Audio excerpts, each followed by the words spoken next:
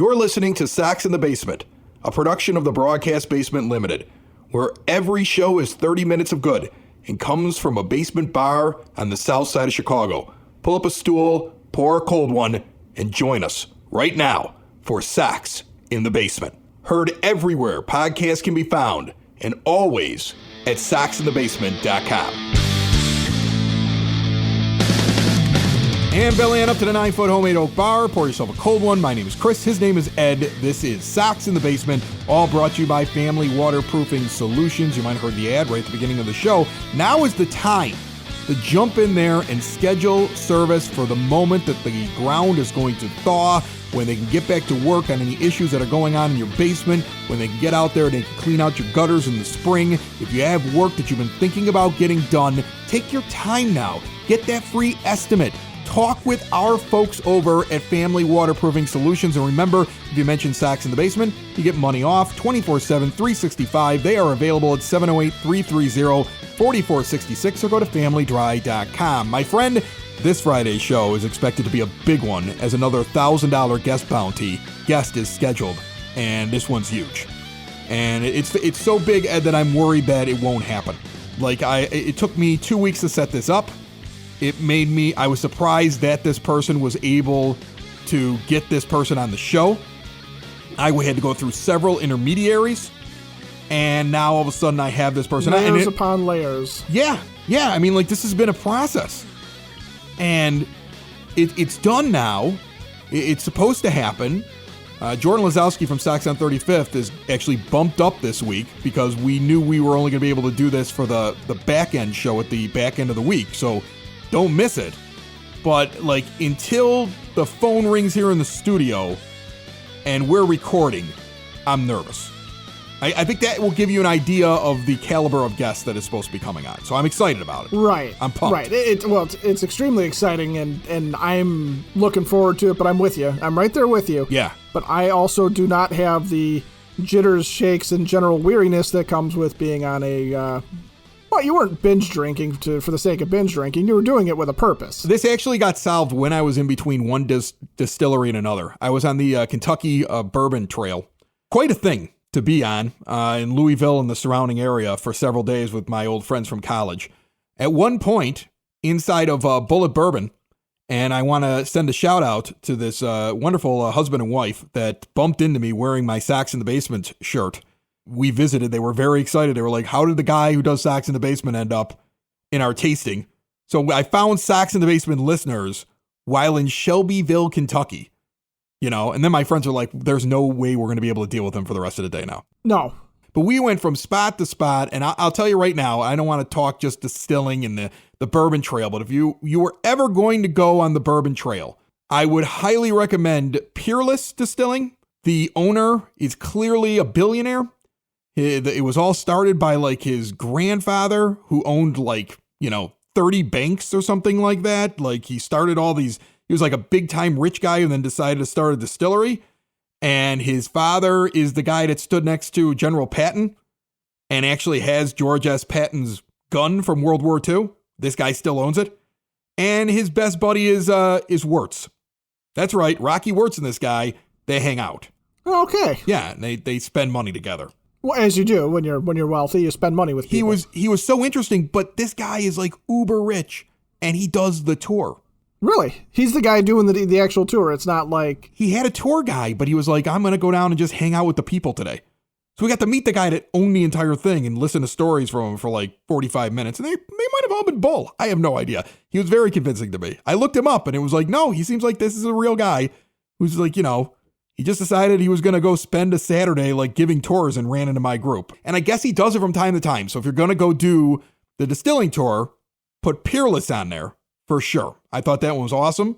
Evan Williams has a speakeasy that you can do an experience where you go into a speakeasy, which was really cool. And you get a good amount of samples at Evan Williams. Evan Williams gave out more free booze than 4 places combined. Do their tour, go hang out in the gift shop, and just point at bottles and say, I wonder what that tastes like. And they'll give it to you. Like, you can spend a couple hours in Evan Williams and never have to go anywhere else. They just give the booze away in that place, okay? Well, it sounds like you can spend a couple hours at Evan Williams and need to be picked up and taken somewhere else. Exactly. And then the one that I was just shocked about how bad it was Angels Envy. Oh, really? They're under construction, but they also barely gave out anything in their samples. It was the least amount of liquor that was handed to you. I think it was like half a shot is what I basically got. And the tour was lame. Like, we stood in one room, they pointed at a few things, and it's like they hustled you right out of there. I did not enjoy that at all. It's disappointing. It was the one where I sat there and said I was looking forward to this place. And then I did the tour and I was like, and now I'm going to go back on my show and tell people it was terrible, because it was just absolutely awful. Sorry if there's an Angels Envy fan that's out there, but skip it on the Bourbon Trail. But we had a great time, ran around in Kentucky, and I have been in pain now for several days. I didn't even move on Sunday.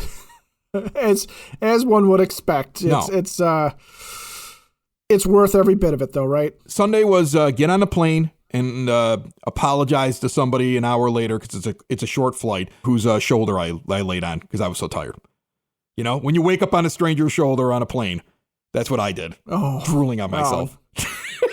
You know, I was gonna say that it's just, you know, again, we're not in our 20s, and you got to expect some extra recovery time and don't feel bad about it. But if you're drooling on the guy next to you, I didn't drool on him. It was just on me. It was just on the corner of my mouth. I checked. I looked. I made sure. Yeah. Where does drool come from? It doesn't actually come from a hole in your chin. Of course, it was the corner of your mouth. Do you think the guy really peed his pants? No, that's all you. I didn't do that. I don't think I did. I didn't do that. I think I avoided that. I did notice, though, that Brandon Finnegan is now part of the organization on a minor league contract. Yeah. And I like that move. I like the move. I like the fact that Rick's still signing a lot of minor league pitchers, which is good. I mean, that's you know, get the depth going. But yeah, Finnegan does stand out, doesn't he? You know what I like about him is, I mean, here's a guy, he comes through the Royals organization, if I'm not mistaken. He gets drafted 17th overall by the Kansas City Royals in 2014. So he's got the pedigree. He's got the people believed he was going to be good. And then at 21 years old, he's already in the majors. And he only pitches 7 games in relief. And then in Kansas City the next year, he pitches in 14 games. And if you look at his stats when he first comes up, this guy was talented. Very much so, yeah. He had a walks and hits per innings pitched anywhere between a 1.0 to a 1.19. And then he ends up in Cincinnati, and this is where they start trying to convert him into being a starter. 6 games, 4 starts, a whip of 1.22. So he's effective. And then in 2016, he actually starts 31 games for the Reds at 23 years old. And even though he goes 10-11, his ERA is at a 3.98, and his whip is just outside that range where I always say I want all my guys at 1.30 or less, but he could be a 5th starter.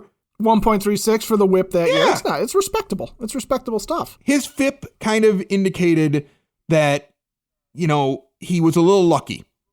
That he would have given up more if it weren't for his defense. But that's his first full season pitching. He's 23. Yeah.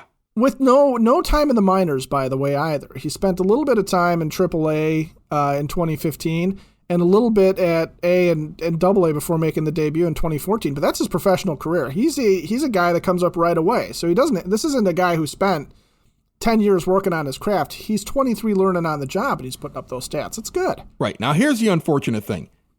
He starts off poorly the next year, and they basically give up on him, the Reds. They might have quit on him too soon.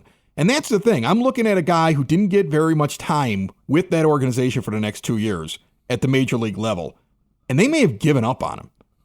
And now the White Sox have brought this guy in, and this is the kind of guy that has shown I was a 1st-round draft pick, and then I went out and did well.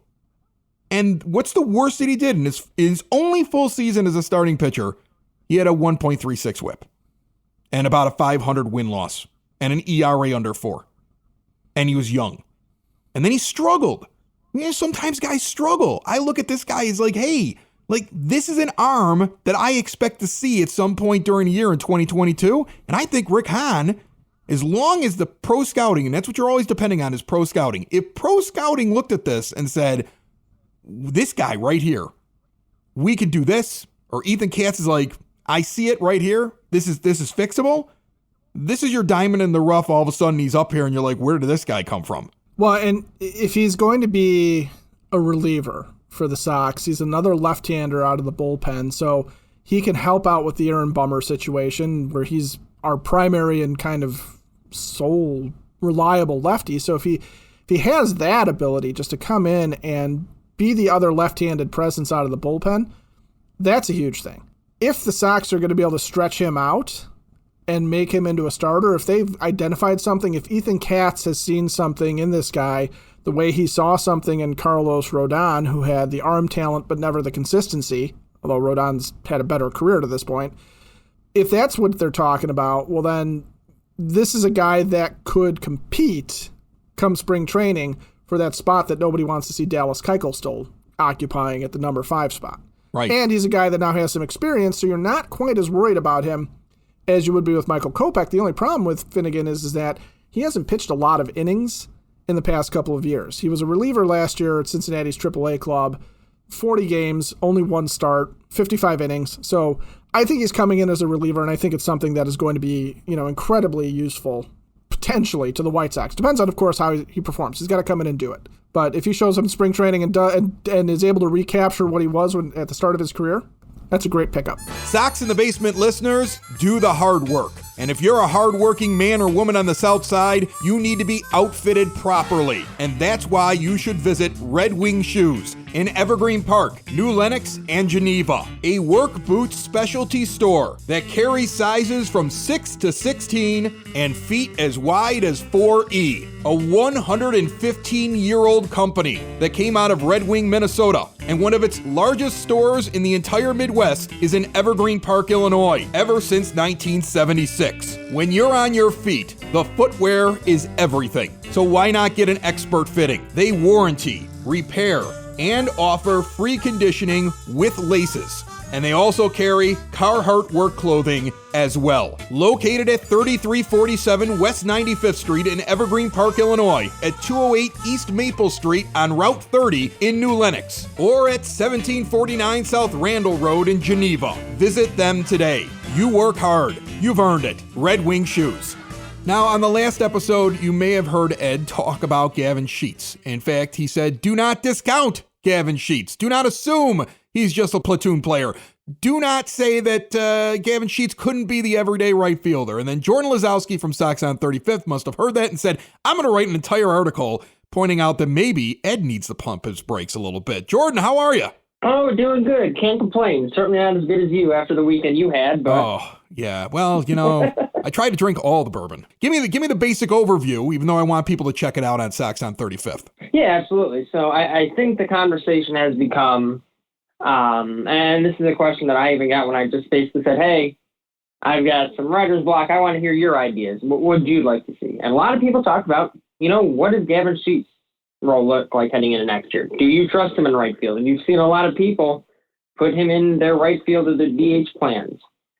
Start the year. And basically, the gist of the article is there's not enough based on what we've seen to be sure about the offensive production we'll get next year from Sheets.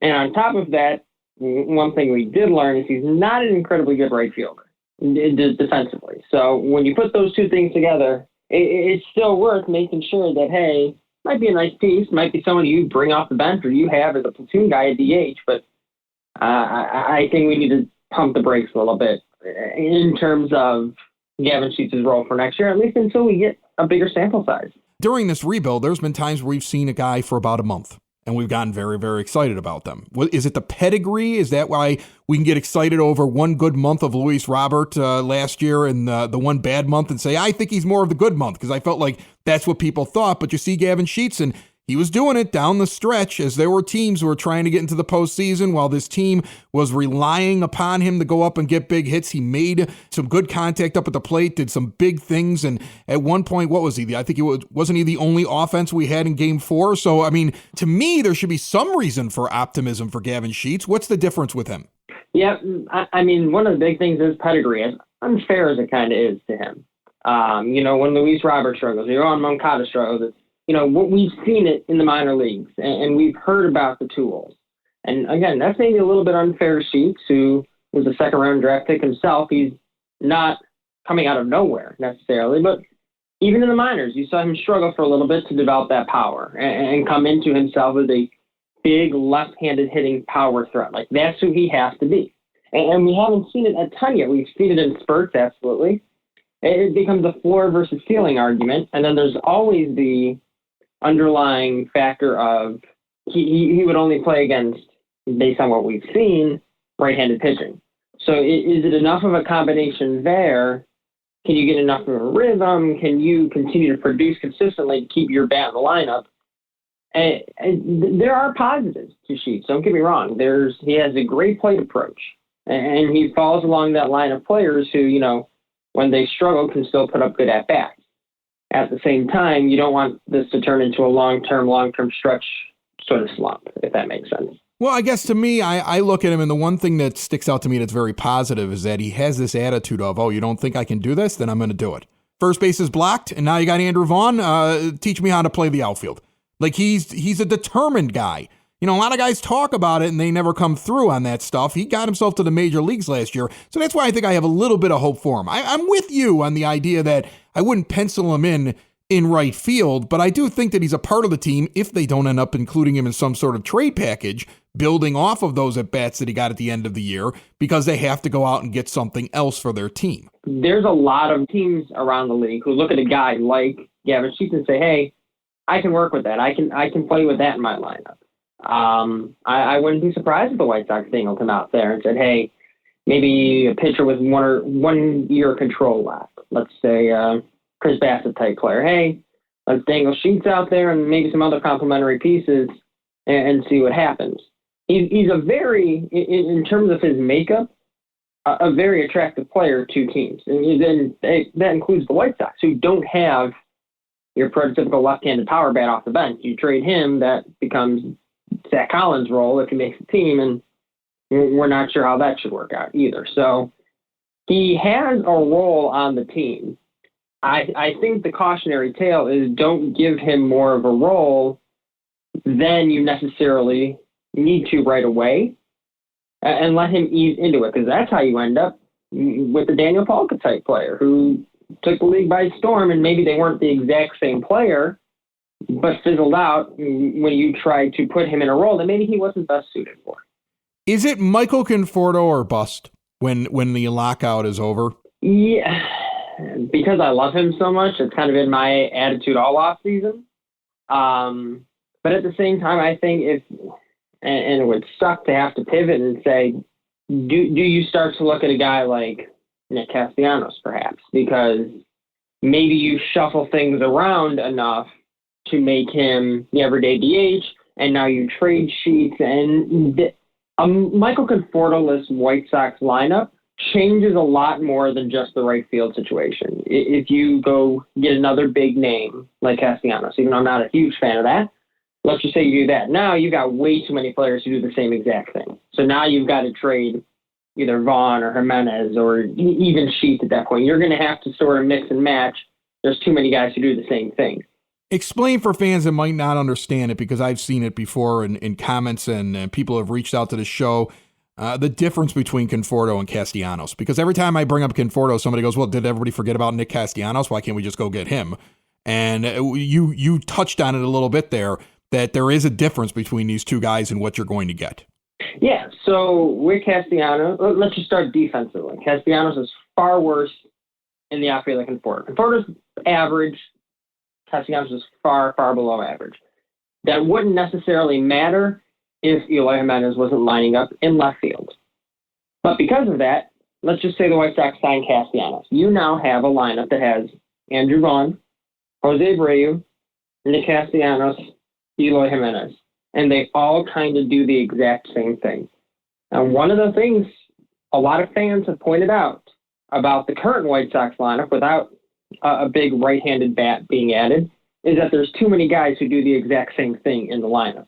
Is it plate approach for Conforto? He does something differently when he takes the ball to the opposite field more, or he just has a better way of adjusting, or he hits certain pitchers differently than these other guys? It's a willingness to work counts, work at bats, take walks. And I think I know fans get really upset over the idea of walks being incredibly valuable. It helps to balance out. I look at it from this perspective.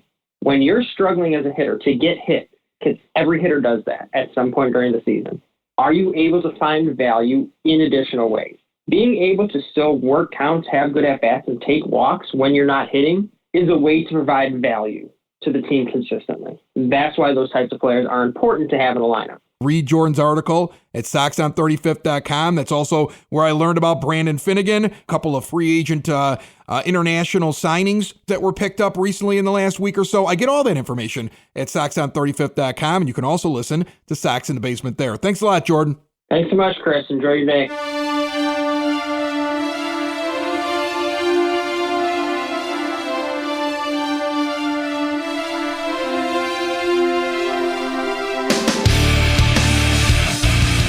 Located in Westchester, Illinois, a brand new location for TT's Fine Dining. TT's actually started years ago in Evergreen Park. Now they have a brand new location in Westchester at 11055 Roosevelt Road. Experience the art of food, Thai, Vietnamese, and French cuisine.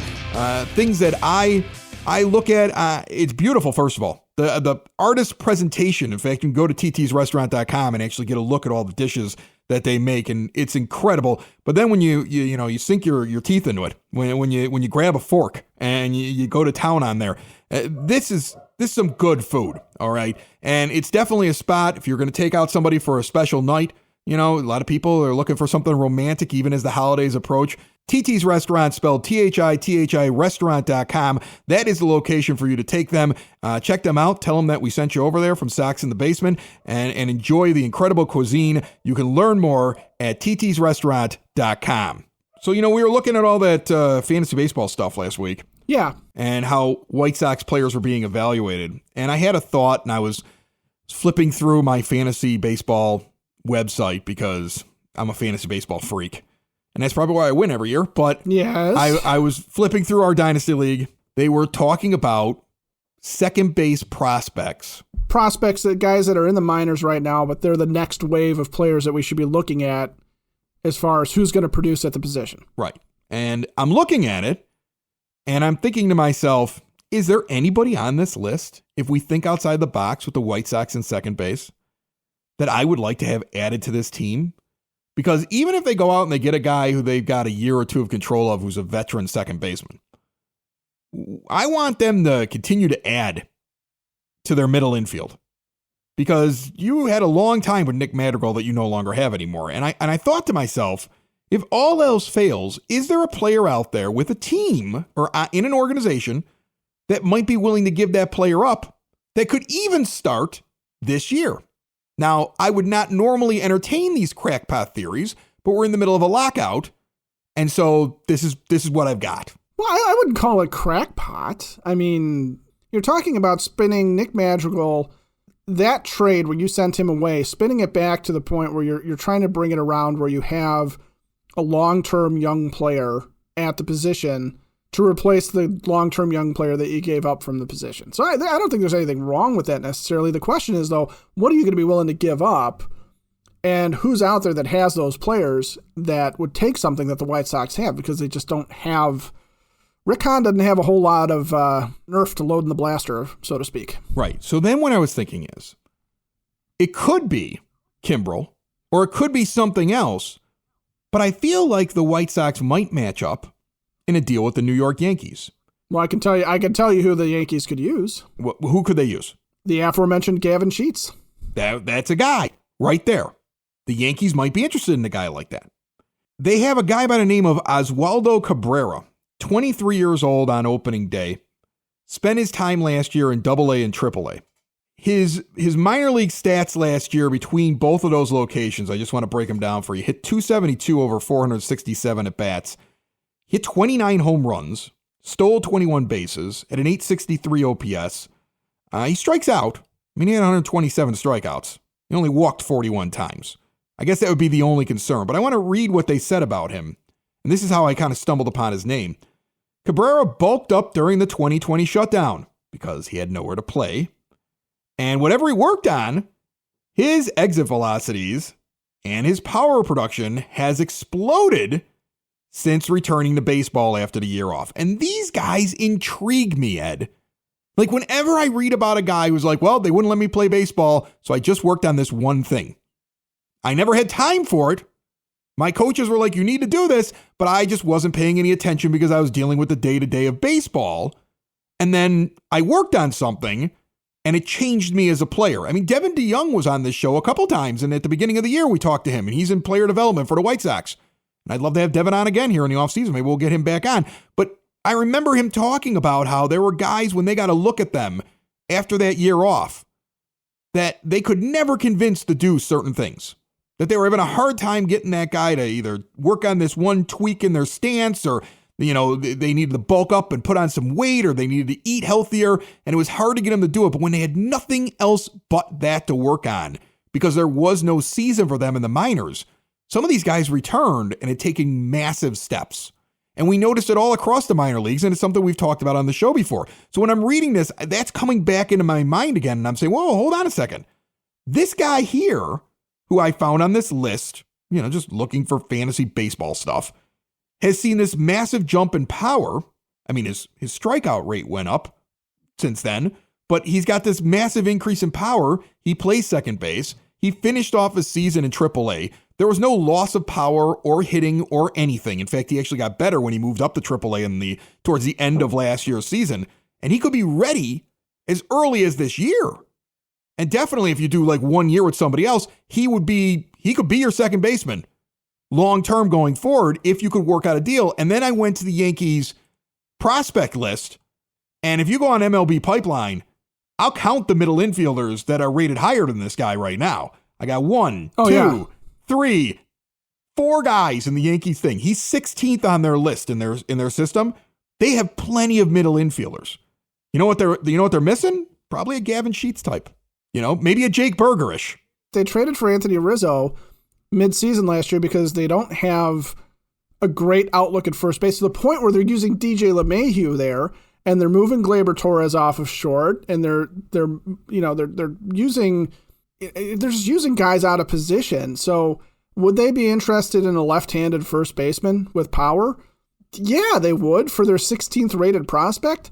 Sure. Why not? Now, you could argue, some people would say it's too much to give up. We're giving up left-handed power for this guy, but Cabrera hit 30 home runs last year between 2 stops, and it's not nothing, as far as adding. If you're adding, let's say it's not going to be 30 home runs in the majors, but let's say you're adding 25 out of the second base position. That's a respectable total, and it could get bigger because the guy's still young.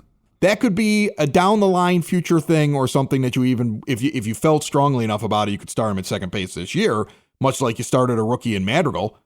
Okay, but I mean, if he's not exactly ready, and pro scouting believes that he could be ready for sure, for 2023, you could make a move and put a guy like this into your organization and say, okay, now we've got that guy. He might even come up midway through the year as long as we're happy with what he's doing in AAA. And now we make this other move over here where we move Kimbrel and we pick up like Segura, let's say, or some other second baseman. You see him do that. These are the kind of moves that are going to have to be made if you're not going out there and spending a bunch of money in free agency. This is what I think Rick Hahn has available to him. Because let's compare Cabrera to the Rays, who've got Vidal Brujan, right? He is not going to be playing shortstop for them. Wander Franco will be playing shortstop there for the foreseeable till the end of time. And Brandon Lowe is there right now. So you could sit there and say, well, they've got this guy, right? And he's ready to go, and he's a top-end prospect, and numbers are not as gaudy from a power standpoint as Cabrera, for one thing, but he's a better all-around player, perhaps. But what on earth are you sending the Rays for one of their prospects? Because the Rays aren't as easy of a trade partner, and then neither of these teams, the Rays or the Yankees, really want Craig Kimbrel in all likelihood.